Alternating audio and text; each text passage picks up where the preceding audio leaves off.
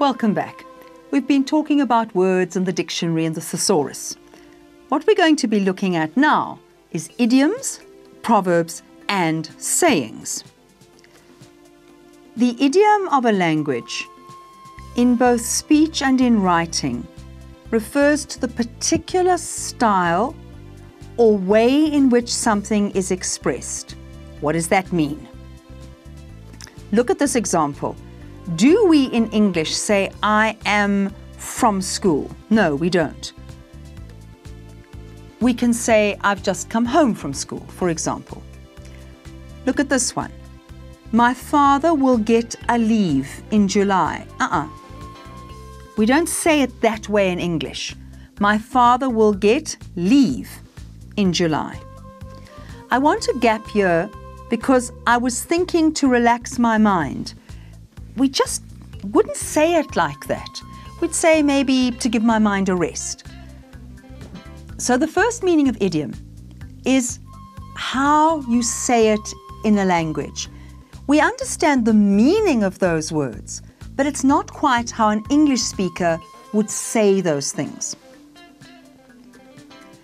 The second meaning of idiom is an expression which is peculiar to a language. Often these expressions are colloquial. Colloquial language is said more usually in informal conversation than in formal speech or writing. A colloquialism is a word or phrase that is not formal or literary, and it's typically one that is used in ordinary or familiar conversation. So what I'm saying about these idiomatic expressions is that we use them a lot in English, but mainly in speaking. So be careful where you use them in your writing. Let's look at an example. When the chips are down. Are we talking about chips as in the chips that we eat? Are we talking about chips as in the pieces, if you're cutting a piece of wood? Those little pieces that come off, is that what we're talking about? Does it mean that somebody's been chopping wood and all the little pieces are on the floor? What about this one with chip? He's got a chip on his shoulder. What does that mean? Got a chip on the shoulder and we can eat it, or a little piece of wood or something sitting on his shoulder? Is that what it means? What about to chip in? Does that mean I'm also chopping up wood? What do you do when you come across idiomatic expressions like this? You look up the kind of main word in the idiomatic expression. You'd look up chip in a dictionary. And this is what you'd find. Under chip it says, when the chips are down.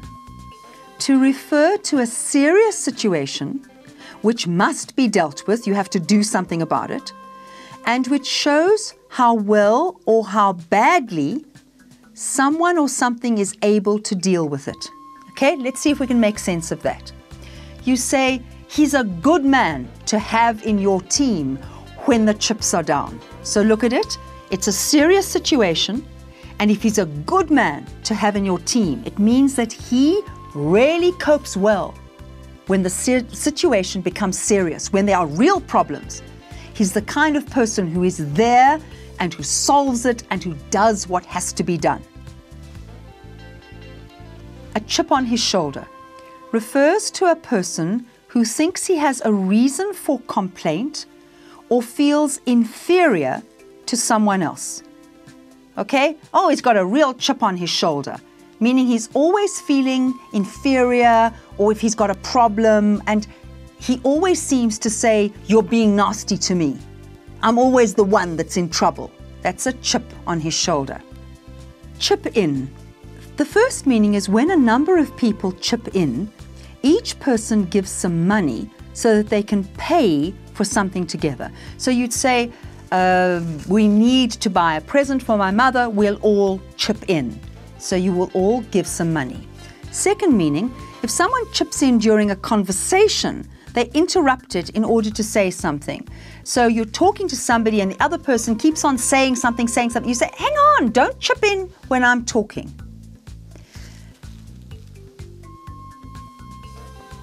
Close to an idiomatic expression is the word proverb, which is a short sentence that people often quote that gives advice or tells you something about life.